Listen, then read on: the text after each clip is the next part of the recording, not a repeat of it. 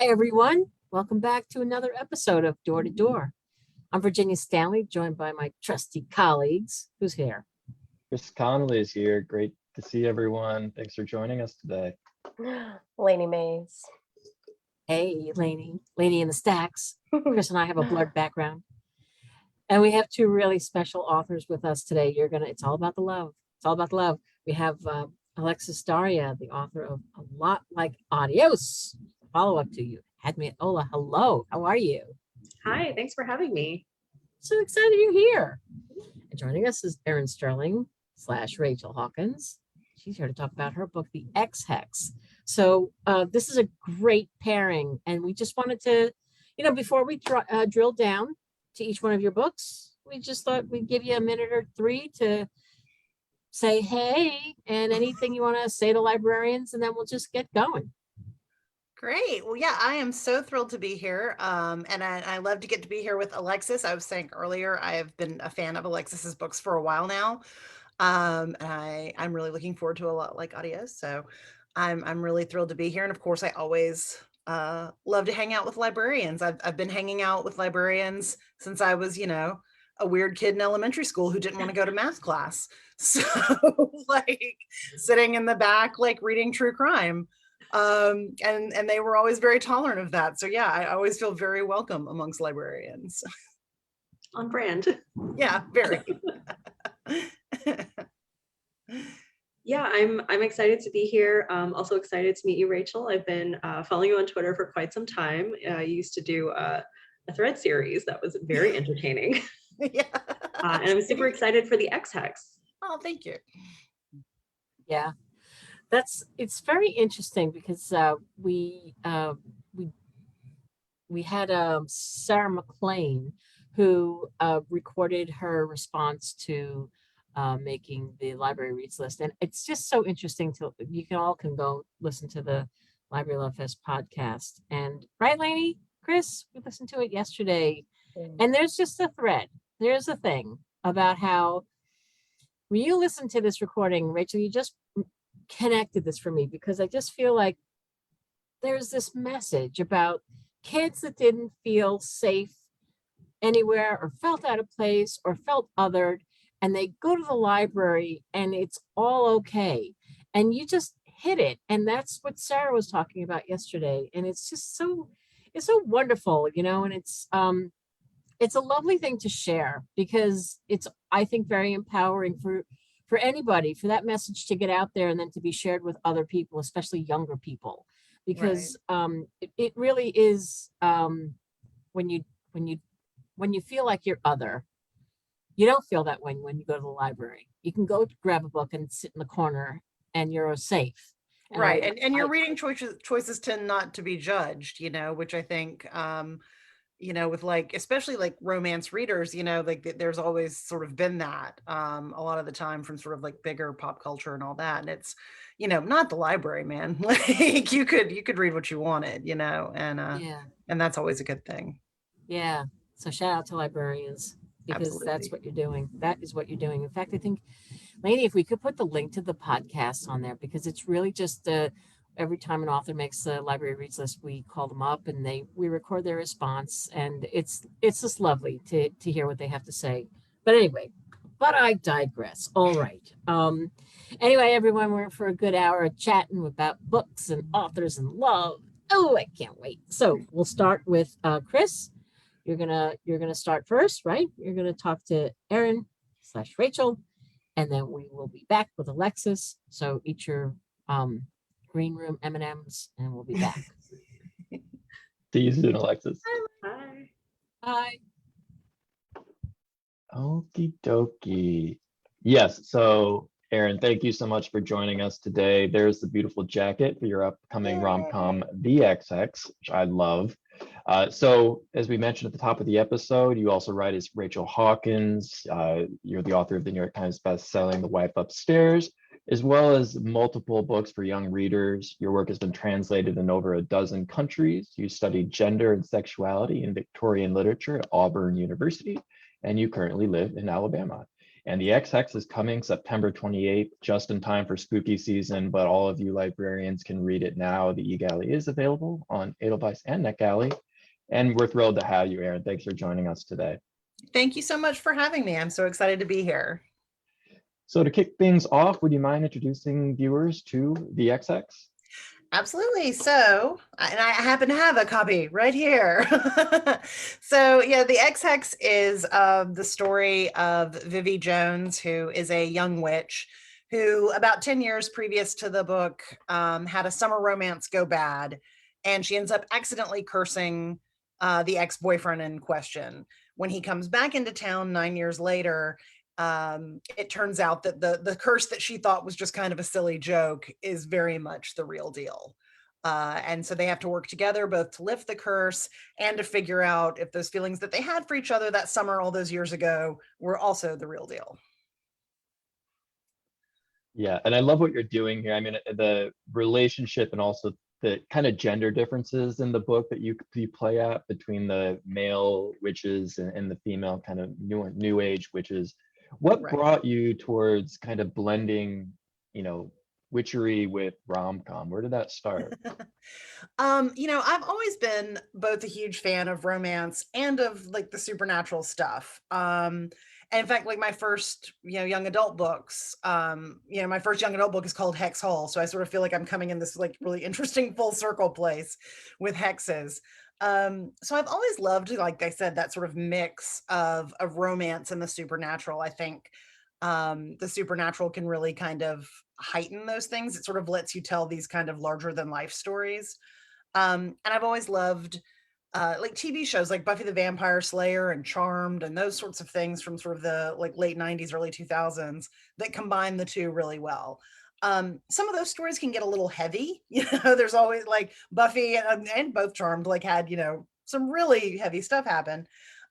So I kind of liked the idea of doing something a little lighter with it. I had actually been trying to write a rom-com for years. I've got several sort of false starts on my computer.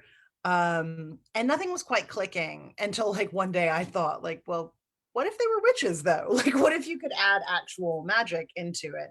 And that idea was just so exciting to me. That yeah, I was like, let's see what happens when you sort of put these things together. And it's fascinating because now there's like several paranormal rom-coms coming out. In fact, Alexis Daria just did one for Audible called What the Hex. And I'm like, this is great because it's like we all kind of were absorbing like that idea of like, what if we did again, like witchy rom-coms, or I think there's one coming out where a girl accidentally like starts dating like the son of the devil, things like that. And I think it's really fun. I think like it's interesting that we were all kind of on a similar wavelength at the same time without like ever talking to each other or whatever. It's like it was just in the atmosphere. So yeah. I think it's also interesting to tell you when it was launched to us, I remember the chat where everybody's like, I didn't know I needed this in my life, but this is what I needed. And I have to agree, I'm the same way. I heard about it and I was like, I need this now, but it was such an escapism read when I needed it. Like it's been a hard year. And it was just a moment of like, I can't get enough of this book. And it was such a quick read because you're in with it. But I also really, I love those, like, it's this meets this. And I got the Charmed Buffy thing, but also like a little practical magic because there's like also these family ties. I don't know if you want to tell them a little bit about like her family. I mean, I guess there's family dynamics that are interesting on both sides of this couple, but maybe you can tell them a little bit more about that. Yeah, and I think like so many witch stories are about family and legacy and history. I don't know why. I mean, I kind of think I know why, but like especially the idea of like magic being passed down, through a family, it does you do kind of want to play with those dynamics. So yeah, it was interesting to sort of pit Vivi and Reese, their families, against each other in a lot of ways. Because Reese's family, my hero, they're very like ancient magic users. It's all very formal. They're from Wales and they're very proud of their particular bloodline. And they take magic very seriously. Reese, not so much, but like his father and brothers for sure.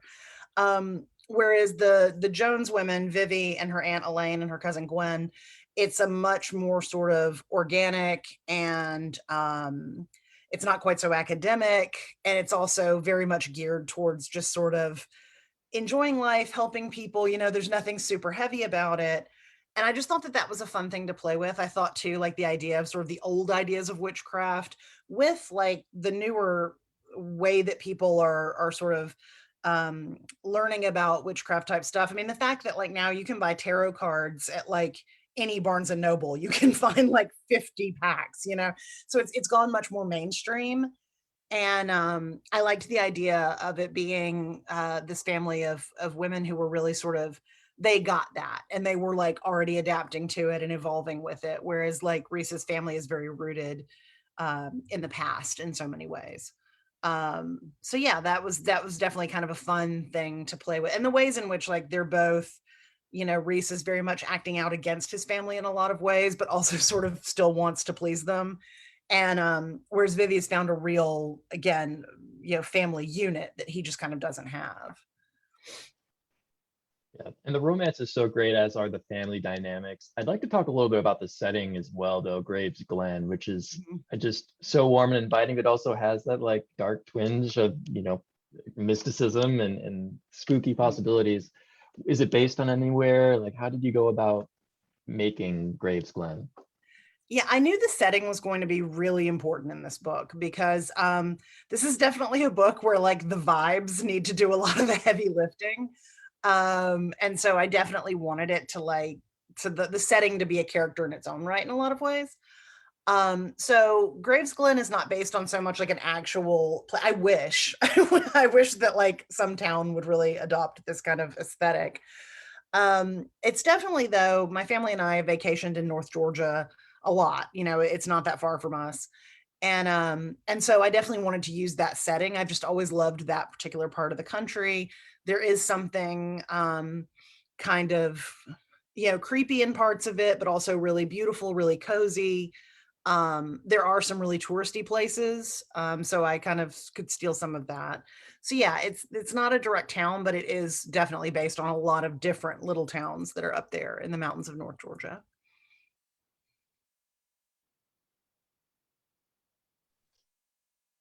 We have some questions and some comments coming in, but we'll get to them in a little bit. What do you think is the most misunderstood thing about modern witchery? What's the misconception that you want to dispel? Yeah, I definitely think that there's always been, I think, a misconception that it's like inherently dark, and I just don't think that that's necessarily the case. I think that there's a lot of it that is just, fun and comforting. I mean, definitely I started teaching myself tarot about 4 years ago, and it wasn't it was just kind of a fun hobby to have, or like collecting crystals. I mean, they're pretty, and you can sort of learn what people, use them for or whatever. But at the same time, I think that it's okay to sort of dive in just a little shallowly sometimes too. But yeah, I do. I think the biggest misconception is that like there's something really dark about the whole thing, whereas I have just found the complete opposite to be true. Right. Right. So I think it's almost like, how we've all grown up with those stories, and it's kind of like ingrained in our heads from the beginning. We have a good friend, Katie Stover in Kansas, a librarian, who brings her tarot cards to every American Library Association conference, or if we host a dinner. She said, "Do you want me to bring my cards?" Of course, and it's great fun. It's a lot of fun. And I always look at it too. Like I'm not, if I pull a card for something, I'm not necessarily asking like some sort of bigger force to tell me what the case is. It's like it's a way of me sort of sorting out my own thoughts. Like, what does this card mean to me? How am I interpreting that? And what does that say about how I'm feeling right now? So to me, it's almost like a psychological thing more than like a mystical thing, which is cool. I love that like there's all these sorts of different ways that you can, use that practice. Right. Using powers for good. Yeah. Exactly. Not to put you on the spot, but is there any crazy tarot story that kind of seemed very like on the nose or like? Oh yeah, I've had one time though that I was very upset about a work thing. And I felt really torn and I had no idea like what I was going to do about it. And I kind of knew that the right thing to do was to walk away from it, but I didn't want to because that was scary. And then the card that I pulled was a card, the Eight of Cups, actually, that literally, like, the picture on the card is this lady walking away with like her bag over her shoulder and this like table behind her, and she's out of there. And I'm like, okay, all right, yep. That's what I need to do. And it was doing that sort of led to writing this book, that led to my thriller career, all of that. So it was definitely, thank you, tarot cards. You were correct. You were correct. Yeah. Well, speaking of your thriller career, Yes. what is it like kind of moving between the two genres? And I guess as far as like the writing process, what is different about that? And is there one that I mean, I don't want to say harder, but is there one that maybe takes a little longer to set up in one way than the other? Yeah, it's really interesting. I'm really thankful that I get to do both, and I'm really appreciative for the teams that I work with, both at HarperCollins and at St. Martin's, who totally understand that, like, I really want to do both of these things. Because I love both is the thing. I don't necessarily want to just write thrillers as much as I love those. I don't necessarily just want to write romance. It's been really funny because I really thought the thrillers would be harder, but they're not. Sometimes they are. So, like, when I was writing the X-Hex, the X-Hex was super easy. And the thriller I was writing, which comes out in January, Reckless Girls, that was so hard. And like, so every time I got to sort of like got another round of edits on the X-Hex or something, and it was so easy, I was like, oh, my little witchy babies, thank you. And then I would sort of dive back into Reckless Girls, which just had like a really sort of difficult structure thing and just required a lot of me. But now, right now, I'm writing the sequel to the X-Hex, and I'm writing my third thriller, and it's completely the opposite. The thriller is easy as can be, and the romance is making me tear my hair out, and I'm it's just harder this go around. So that's just kind of the way it goes. You just never know. So there's nothing intrinsically hard or easy about either genre. It sort of just depends on the book. But yeah, no, I love going back and forth between them. The books are so different, and even like the POVs are different. So like the romances tend to all be in third person, the thrillers all tend to be in first. So that really helps. I never get it mixed up. I guess like the people who should be kissing stay kissing, the people who should be murdering stay murdering, and never the twain shall meet. So Probably pretty. That's a good thing. yeah. Yeah, it seems kind of like a sculpture. Like sometimes people going to a sculpture, like I can see it and it's done. Others, Yeah. it's like that's gonna take a little chiseling, but it gets there. Exactly. Yeah, I get that. We have a question from Jennifer Winberry. It's a good friend of ours, and she says, "What kind of research did you have to do to keep the witchiness believable? Ever want to hex anyone?" I do. Oh yeah, Jennifer. Yeah. So for research, I did a little bit, but I also really I didn't want to like adhere to sort of any really formal definition of witchcraft. I didn't want to step on toes in there too. I wanted to have fun with it, and I wanted to make it very much my own. So I did a lot of like research into like Wales and things like that, because a chunk of the book is set in Wales. But not so much on the witchcraft, except for like what I knew from sort of my own dabbling in that practice. Because again, like I said, I didn't want to feel beholden to anything specific. I wanted to kind of create my own thing. And I think too, like I'd had experience writing paranormal books before in young adult. And so I knew kind of, you got to be careful that, you don't just use like, it's magic. It's like a hand wavy thing. So I felt like I knew how to kind of thread that needle. As for having wanted to hex somebody, absolutely everybody does. I think at some point you would use that power. I personally never would, because I'm like a big believer in like, you got to be careful what you put out there in case it bounces back on you. So I would not attempt it, but I've certainly been tempted. Yes. I think you might have answered this slightly, because it did change the trajectory of your career. But Jenna Marie asks, what's your favorite tarot card? Oh yeah, so I love that one, the Eight of Cups, that really helped me out when I needed it. My absolute favorite tarot card though is the Fool. The Fool is the beginning of journeys, and the Fool is prominently featured in the X-Hex as a card that people keep pulling for Reese. And so yeah, that's my favorite card, because it's the beginning of things. It's taking a leap. It might not always be the best thought out leap. I mean, there's a reason it's called the Fool. But it's also, to me, it's like a joyous card. It's like okay, let's just, let's go for it. Yeah, I love the scene where they find the Fool card, and Yeah. when I first started, I'm like, oh God, that's horrible. He's stepping off the cliff, and then they Yeah. kind of explain a little bit more, and Exactly, that there's a lot more to it. it's leaping into the unknown, but it can also be, Mhm. yes, walking off a cliff, literally. So And Jenna Marie also is very curious about the sequel. I don't know if you're allowed to say anything more about it or not. At your a little discretion. bit, because it's still like such a work in progress. But yeah, if we're back in Graves Glen, and we leave Reese and Vivi in this book, so we've got a new couple. So but if you really liked Vivi's cousin Gwen in the book, she might have a starring role in the next one, which has been fun. So I think people are very eager for that. She seemed a little I am. afraid of relationships, so Yeah, really excited yeah. to see how that goes. It's very fun to write somebody that was like, because Vivi in the X-Hex is very, very different from me. Like, Vivi is just like almost my opposite in a lot of ways. And so Gwen is not quite me either, but it's funny to write somebody that's a little more out there than Vivi was. Well, I hope to ask this to Alexis too, but do you have a favorite trope that you kind of find yourself going towards when you're writing? I just wondered. Yeah, I do love, and I obviously explored it in the X-Hex. I love a good second chance romance. I think there's something really fun in the sort of inherent tension of like, we were in love and now we're not, but it's not like we forgot how we felt.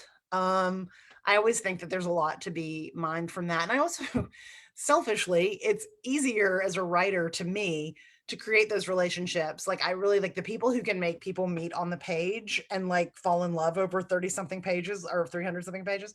That's amazing to me. Like, because I sort of love having the already like built-in relationship in the background. And I also love a good enemies to lovers. Like I like, that kind of thing.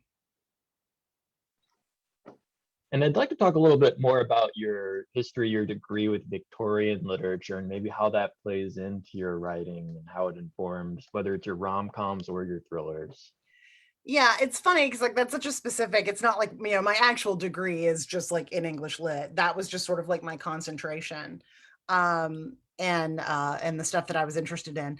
Yeah, it's definitely there though, because I'm always interested in like, when I was studying those types of books, like how people relate to each other, what the sort of mores of society are keeping them apart or putting them together or whatever, and how that works, and all those ideas of like sex and class and money and all that, I always find really interesting. And so it comes out in my thrillers, but I do think it comes out in my rom-coms a little bit as well, obviously on a much lighter end of the scale.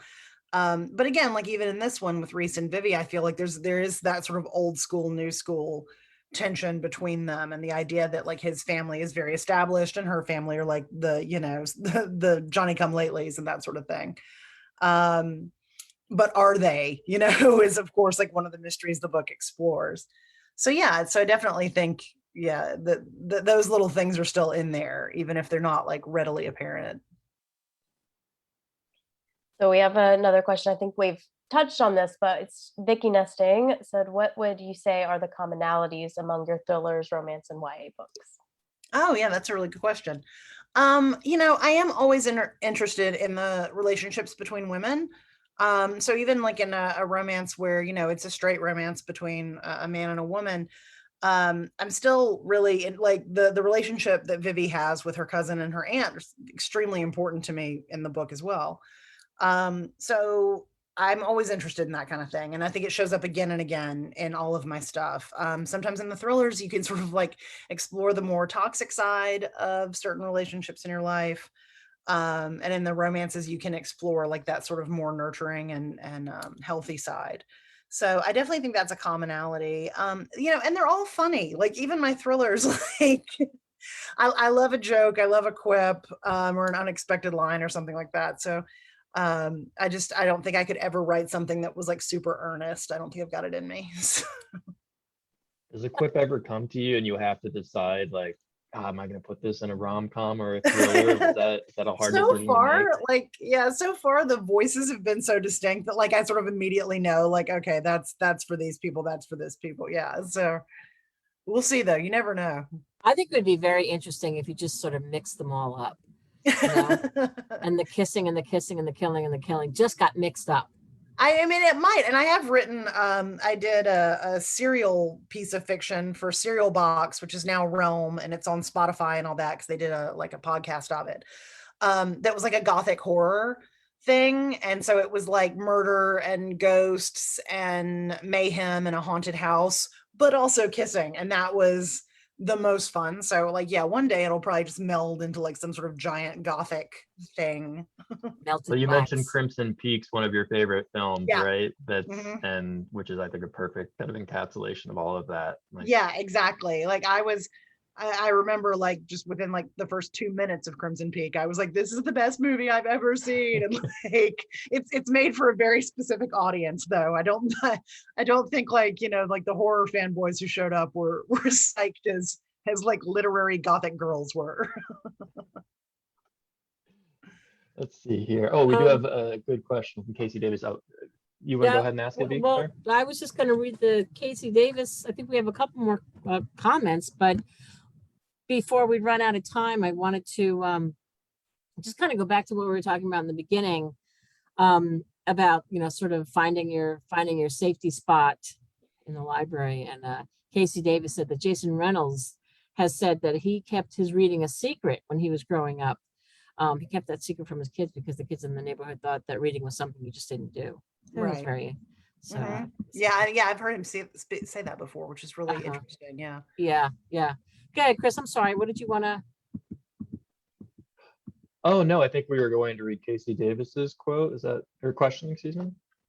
Oh, no, I was reading her Casey's comment. You go ahead, and she's thrown a question in there at the bottom. So why don't you guys ask that? Yeah. Okay. So Casey asks, rom-com and suspense are such seriously opposite genres.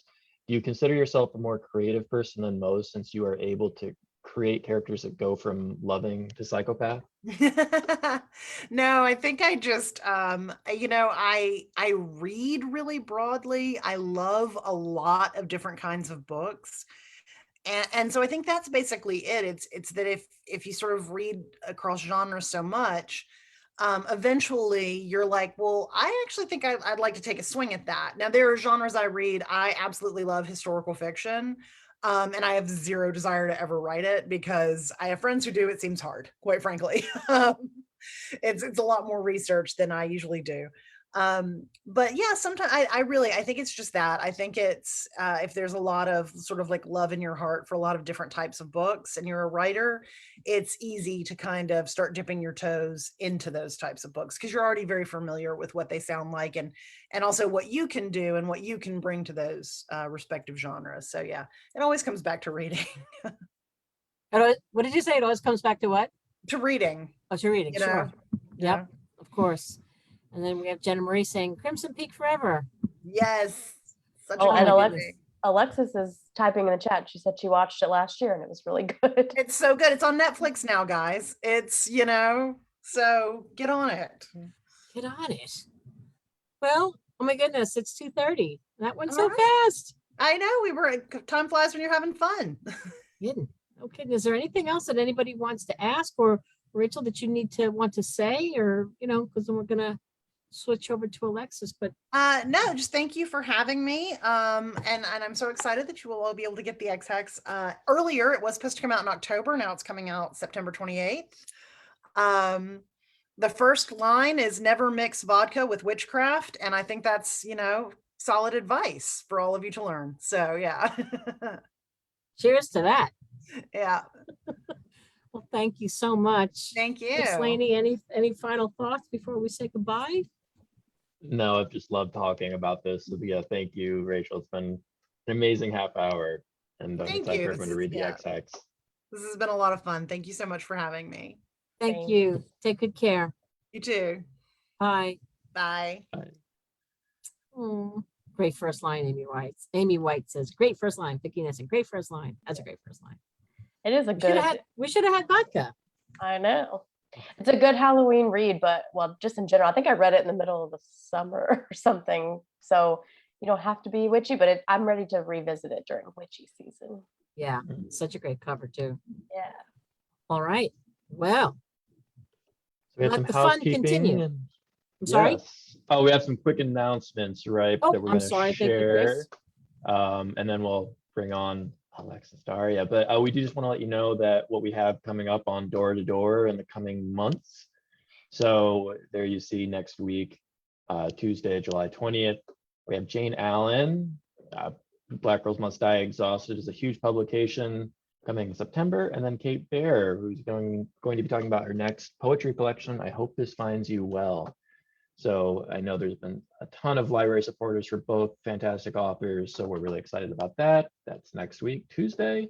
You can, And then I don't mean to interrupt, but I oh, hope that they go listen to Jane Allen's, we've had her, she was at ALA. So if you have access to the ALA and you missed that event, please go listen, because she did two, one with her editor and one with Wanda Morris, who we've had on. And so I really hope you listen to that. And I've been reading Kate's poems and they're really good, guys. So take a dip into those before you come to the event.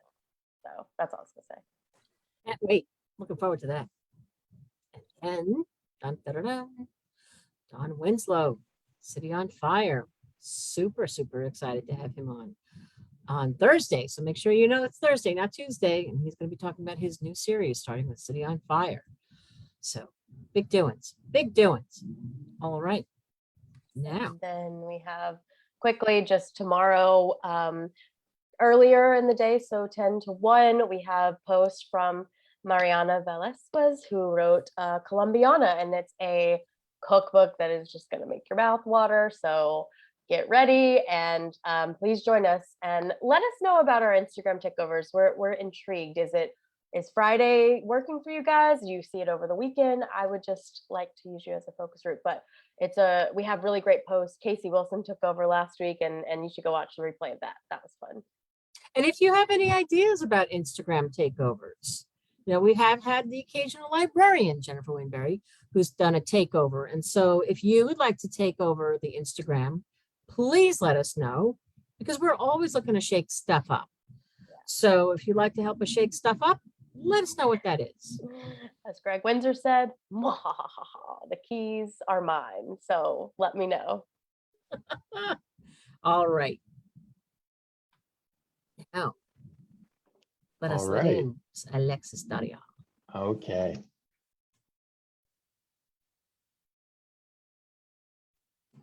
She left. She's back. Hi, Hi, how are you? good. Are we live? We are.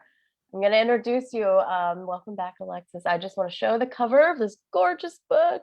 Love it. So Beautiful. great. Okay, so Alexis Daria is an award-winning contemporary romance author, former artist, and native New Yorker, and her debut, Take the Lead, was the 2018 Rita Award winner for Best First Book and was named one of the best romance novels of 2017 by the Washington Post and Entertainment Weekly. And this is your second in the series. Before we had you had me at HOLA, and this is A Lot Like Adios, which is coming. It has 3 trade reviews already, like starred reviews, and it's amazing. Publishers Weekly, book list, Kirkus reviews. Maybe we'll read those in a little bit, but I just want to mention that you had me at HOLA was a #1 library reads pick of August 2020. So big congrats. And we talked about the podcast. You sent us a clip for that. So they can go listen to that.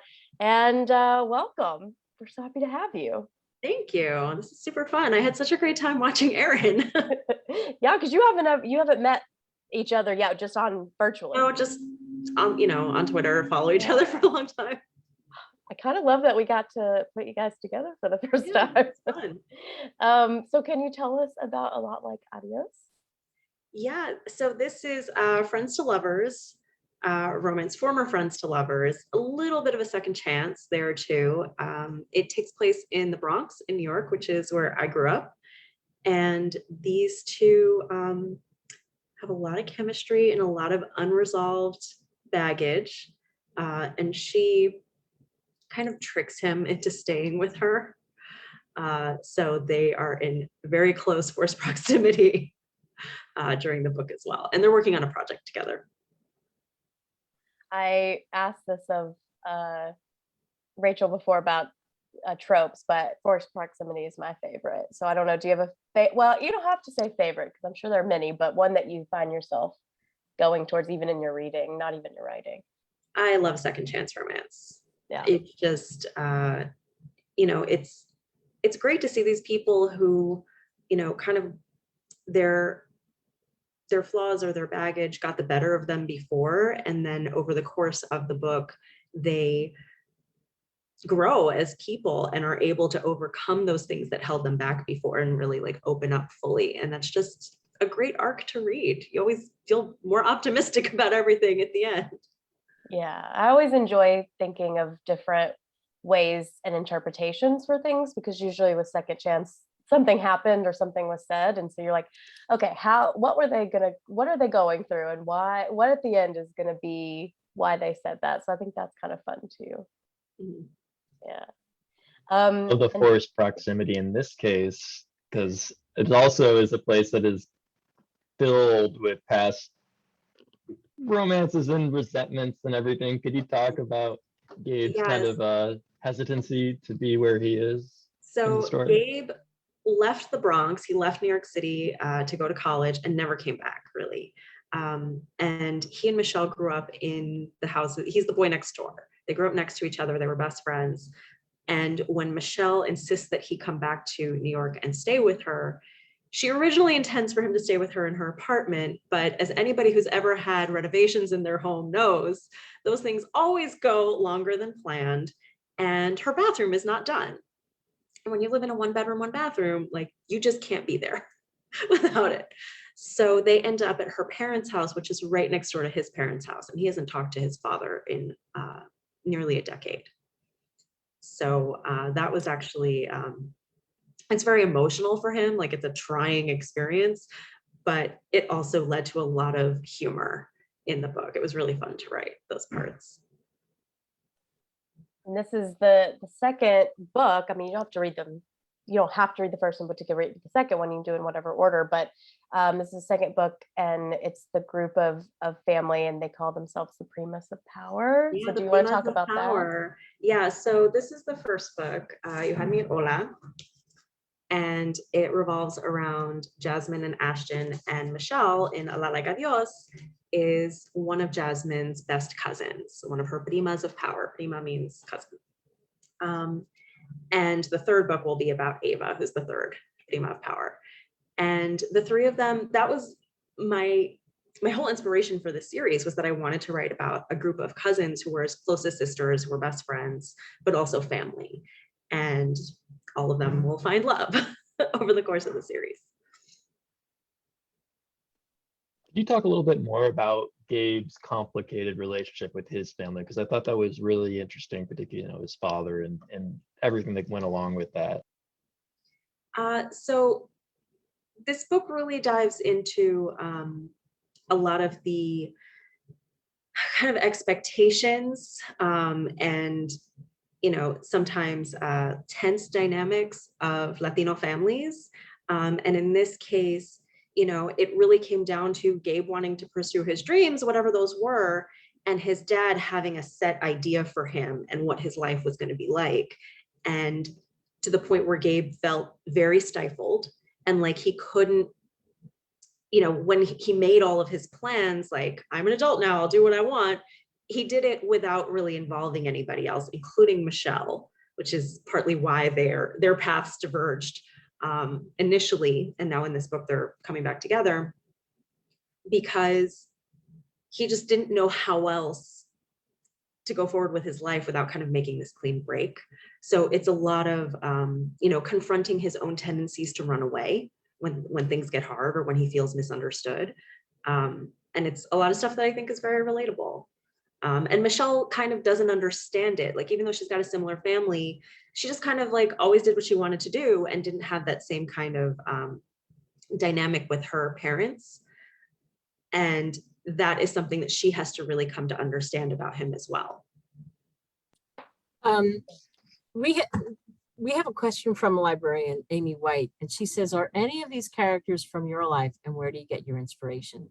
So I get it from everywhere, really. The family that the Primas are in, the Rodriguez family, I definitely do take like some of the vibe from my own family. I grew up in a Puerto Rican family in the Bronx too. And when I told my grandmother that this is what the books were about, I think she was like a little like concerned that I was just writing about my family, our family, and I'm not. So rest easy, Grandma, it's okay. But it's, I am still taking like the feel of the family. In every book, there's a big family event. In the first book, it's the abuela's 80th birthday party. In the second book, there's a quinceañera that they go to. So, that's like kind of integral to their lives. And, I get inspiration, just from myself, what I feel and think about things, from television, from people that I've known. And I just kind of like pull little bits of it kind of from everywhere as I'm developing the story. And then, the characters, even if they start off inspired by somebody, they just take on a life of their own as I'm writing them.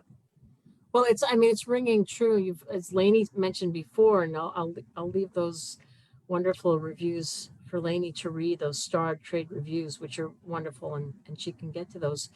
But it's just been embraced. Mia Sosa included it in her Washington Post comedic romance novels, and Oprah Daly's most anticipated 2021 romances. You've really struck a nerve with the authenticity of of these characters and their voices. Jen Marie says, what's your most favorite bonkers telenova plot? Oh, telenovelas. I love A Secret Baby. I'm looking to see what she writes. And I also love An Evil Twin, because it's just so ridiculous. It's like, how does that even work? But it's so good. Yeah. And that's what was so cool about the first book, is because there were scripts in there. So not only were you just like learning about these characters who are on the set of a show, but there are all these scripts and talking about telenovelas too. I don't know. It was such an awesome read. And I hope that they go back and read that one as well, because that was cool. And I think in both books, what I thought was really stood out to me and I thought was special is that both of the the whole family, but both of these, all of the characters have different backgrounds, whether they're like Puerto Rican and Dominican or like something else. And they talk about how there's this diverse background behind them. It's not one or the other. And I thought melding those all together and telling the importance of coming from different communities was cool. So why was that important in these books? Because that's actually how my family is. My family is just like a very multicultural family. And that was how I grew up, and really what I thought like everybody's family was like. And I feel like you don't see it a whole lot in books. And sometimes, it can feel a little bit like a checklist, and I didn't want that either. I just wanted it to feel really authentic and real. But also pointing out, especially with You Had Me at HOLA, because they're on a TV show with a mostly Latinx or Latina cast and crew, that I wanted to make sure that I was including, all of the different cultures that even fall under kind of like the Latin American umbrella. Like, there's like lots of countries, and they're all different and all have different customs and traditions and cultures as well. And to show that like it's not just like so easily lumped together the way that it sometimes feels in the media. So I really wanted to make sure that I was focusing on that in that book. No, it was wonderful, and it really, like, that was an important part of the book to me, and so I enjoyed that you did that. Thank you. And I just want to read some of those wonderful starred reviews. So public, I know we're going to talk, people are like, oh goodness, but they're so great and I want to read them. So Publishers Weekly: the steamy love scenes, vibrant cast, deeply felt emotions, and sense of fun make this a surefire hit. Booklist said, two strong leads make this outstanding second chance romance one of the best yet, by rising romance star Daria. And then just Kirkus Reviews, which is the third star, said, not only is it a satisfying and steamy romance, but the novel also explores how family can be an essential part of a happy, fulfilling life. And so I think that rounds up everything we've just been talking about. Like, family is so important in this book. I love the addition in this book of the fan fiction sections. Could you talk a little bit about that? I thought it added such a wonderful layer of depth to like their history and everything. It was really good. Well, because in You Had Me at Hola, I started with these kind of like interstitial scenes that are a story within a story. I was like, okay, well, I have set myself up for this. I have to carry it through. And I knew that I wanted these two characters to have written a fanfic together in high school, because I too wrote fanfics in high school. Not with, like, I wrote fanfic with my cousin. I wasn't like writing them with like the cute guy next door, alas. But I thought that could be something that was like really bonded them together, because fanfic and fandom, I think, is such a personal thing, like the way that we experience it and engage with it, and can often bring back really positive, nostalgic memories. So I wanted them to have that. And the real question was just like, what is the story and how do I show it in the book? So I wrote a lot of fanfic scenes of a made-up show. I came up with a bunch of different made-up shows that they could have been interested in, and like did whole outlines. And I would like send them to my editor, and she was like, I don't really have an opinion on this, whatever you want to do. And I was like, but I don't know what's the best thing. So I finally decided that the way that I really wanted to show it and to like really hit that nostalgia factor was through not so much showing all the scenes of the fanfic, because I didn't think the readers would have this. They're obviously not going to have the same attachment these characters do to a fake show, but by showing it through like basically instant messenger. I think we call it's Windows Messenger in the book, because I had to look back, like, what was I even using at that point in time? And it was probably Windows Messenger, although I don't remember. And then really just having it in chat form, because like when I was in high school, AIM was like just starting to get really big. And that was how we all talked. And it was, we would go to school and then talk about like the chats we'd had on AIM. And I wanted to show kind of like their flashback scenes through that without just doing like a direct flashback. And then also kind of like hit the reader with that nostalgia too. Like, hey guys, remember Windows Messenger? Remember AIM? Like before we all had phones and could text each other. And once I figured that out, it was just super fun to write, because it's just dialogue and voice. And I had a good time with that.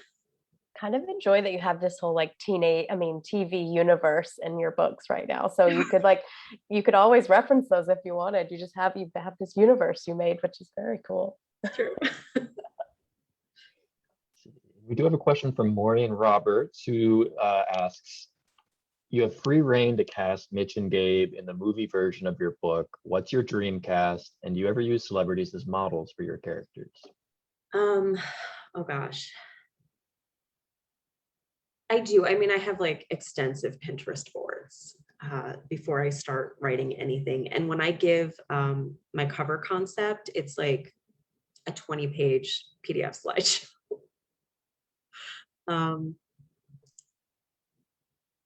For Michelle and Gabe, I had actresses like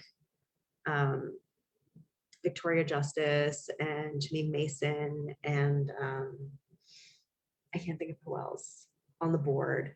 And for Gabe, it was like a lot of like kind of bodybuilder models probably. There's this guy Mario something on Instagram.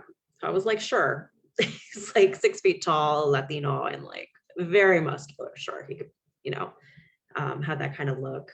But it was just really important for me to like kind of get the details on the cover. And I've got this amazing cover artist, Bo Feng Lin, who's just phenomenal. Like I couldn't be happier. And I've been following his art for a while. And when it came time to talk about the cover for HOLA, I was like, he is the only artist I want and will accept. That right? That's phenomenal. Those, yeah. I mean, these covers are really striking. I mean, even on Goodreads, people are just, what did she do to get these amazing covers? You know, a lot of peer pressure on my part. Good for you. Good for you, because they're so striking and yet similar and different. I mean, they both have a real feel to them. And that was going to be my next question was, what, you know, it's always interesting to hear how authors feel about the cover treatments. And so I love that you had your sights set on that illustrator. I have a BFA and I studied fine arts. Like I went to the FAME school for high school and I have a fine arts degree from there, a BFA in computer arts. So I have very specific opinions about covers. And for this, I was just like, please, like, can we really, like, you know, I think we can like really knock it out of the park if we take this avenue. And luckily, Herb Collins trusted me with my vision and totally delivered. And yeah, I just love my covers. I have a blanket, like a queen size blanket. Do you? Printed with "You Had Me at HOLA" on it. Yes. Oh, so let's talk about the BFA. And it's my phone case right now. Oh my God, you are, wait, hold that up. Let me see that. So the phone case is HOLA, and then my screen is. That's really, are you going to get a case for this one? I hope. So you I might, yeah. Okay. Was it tough to not put a hat on Gabe? Was that a discussion that happened as far as? Yeah, well, okay, so I actually did commission some artwork from another artist to like use for some swag. And I was like, we need to have a backwards hat on him because this is just his look. But one of my favorite details from the cover for Adios is his shaved part. Like I sent a lot of reference images and then I forgot to mention it in the book, but it was like a very big deal that he have this like very specific hairstyle. It works wonderfully. So it does. It's really so striking. I am intrigued by your BFA and you mentioned that before we actually went live. Can you just talk a little bit about that and how, I don't know, I mean, just talking about your visual, like taking your visual and making it a written word or a story. Yeah, I mean, art was the thing that I always did. Like my whole life, you know, when I was like 8, I was like, I'm gonna be a fashion designer. You know, I was like drawing with like my fashion plates and everything. And my mom was like not thrilled about like having a house full of toys, but she would buy me like as many art supplies as, you know, I could fit in my room and more. And, you know, I took art classes at the Met, Metropolitan Museum of Art. Like they did some for like New York City public school kids that you could take for free if you got your art teacher to like submit you or whatever. Right. You know, I took some at like Lehman College. They did weekend classes for kids, things like that. And my dad would like walk me there. So it was something that was always a part of my life and really encouraged. And writing was just this thing that I liked to do that I did on the side for fun. But art was the thing that I was focused on in studying. And I hit a point, I think when I turned 30, where like one night I couldn't sleep. So I was thinking about all of the hours. You know how they say it takes 10,000 hours to like become a master or something? And I tried to add it all up. I really couldn't sleep. And I realized I had done it for art. I had done 10,000 hours and I was working freelance as an illustrator, graphic designer, photographer. I was doing all of that, you know, the gig economy. And I realized I hadn't done it for writing because I always felt pulled between the two and could never quite decide. And I was like, well, it's time that I give writing a fair shot and just go all in and see what happens. And within 4 years, I was published.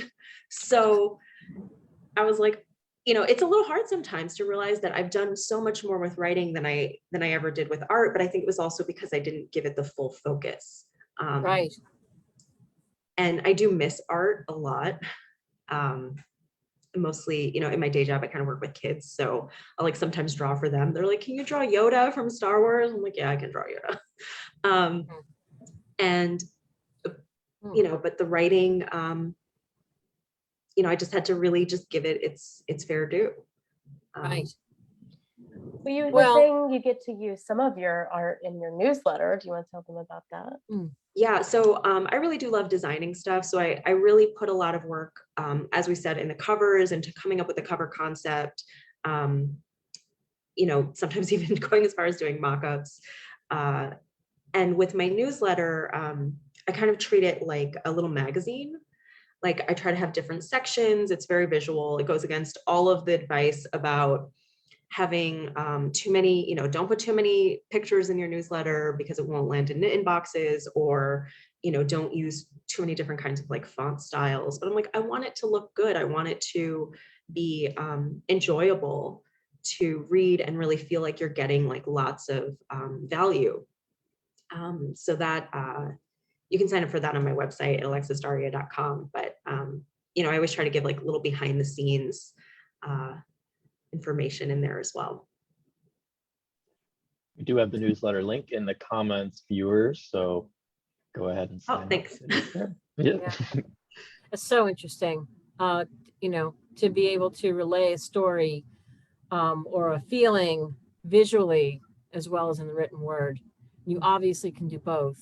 You know, you're so talented, and the comments in the box here are all about how beautiful and arresting the covers are. I just love that you were adamant about that. You know what you're doing, and you know what the visual needs to do to match up with the characters that you've created in your mind.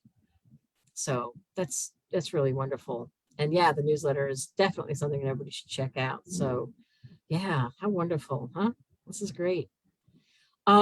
I hate to be the bell ringer, but we're at 2:59. Yeah. Alexis, is there anything that you want to say, or Chris or Lainey, before we say goodbye, before we say adios? It's been a lovely hour, and I can't tell you how much I enjoyed the books, and I'm excited for the next one. We didn't even talk about that, but give them a little teaser for that. But thank you so much for coming on. Yeah, thank you so much for having me. You know, you were talking about libraries before, and I was remembering like getting my first library card. And, you know, I think I was 4, and they said, you know, she has to be able to write her name. And I was like, I can write my name. But because I was not even 5 yet, I had to get like a temporary card or something for the 2 months before I turned 5. And I remember being there at the desk, like very carefully. I was like, I have to write this neatly. This is my library card. Writing my full name to get my first library card. And you remember that, and you were 4. Yeah, because we had just moved to the area in the Bronx, and my mom took me to the local library there to get my card. Oh wow, that's what a great memory. In Co-op City, for anybody watching who knows the Bronx. Yeah, that's so great. You don't still have it, do you? So many people say, oh, I wish I still have my first library. I have, I think, like my second or third one. Like really? It's in a box somewhere, and every so often I come across it. And I'm like, oh man, library card. Yeah. Oh, that's lovely. Talk about nostalgia. Yeah, no kidding. That's a lovely note to end on, really. Such a lovely memory that you have, and to share that. It's really sweet. It just speaks volumes.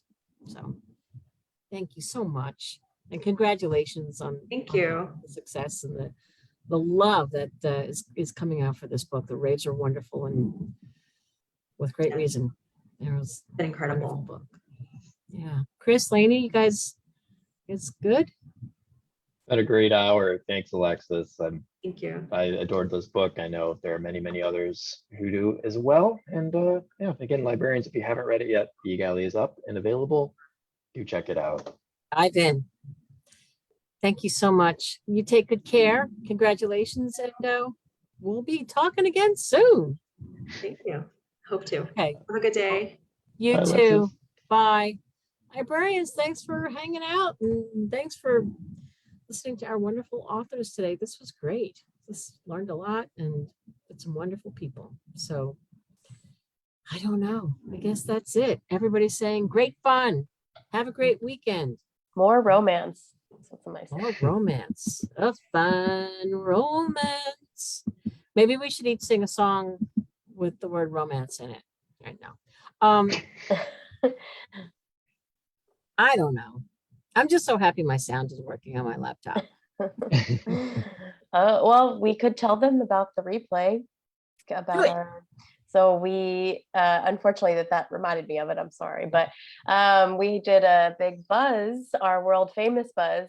It's world renowned, really, on the 13th, which was this past Tuesday. So you can see the replay on Facebook or YouTube or Crowdcast, where it was originally recorded, and hear about all these upcoming winter books that are so exciting. Some of them were like the first time we've seen the jacket. We were excited. So yeah, lots of goodies. Yeah, it was, and we talked about some spring books, and this is when our sales conference is happening. So it's very interesting to be able to get, people are talking about the spring books, and we're like, we already told our librarian pals about it. And they're like, what? Like, yeah, because librarians are ahead of the curve always. Remember that. They know that. But yeah, there's a moment or 20 where my sound isn't working. Chris and Lainey were magicians, ports of calm in the storm of craziness right in the beginning, but we got it going. So it's 2 hours of great fun and a great talk by Wanda Morris, who was our lead read and author. I don't know. Anything else? I don't know. Lillian Dabney says the spring book buzz is awesome and everyone should watch it. My TBR list exploded. Thanks, Lillian. Well, we hope you all get to watch it. And it is really the heads up on some really, really cool books that are coming out. And so we hope we see you all on Tuesday. And for Facebook Live, want to show those one more time? If anybody's still watching us, or 8 people watching us, those 8 people have to know. No, 8. Is it 8? Maybe it's 4. I don't know.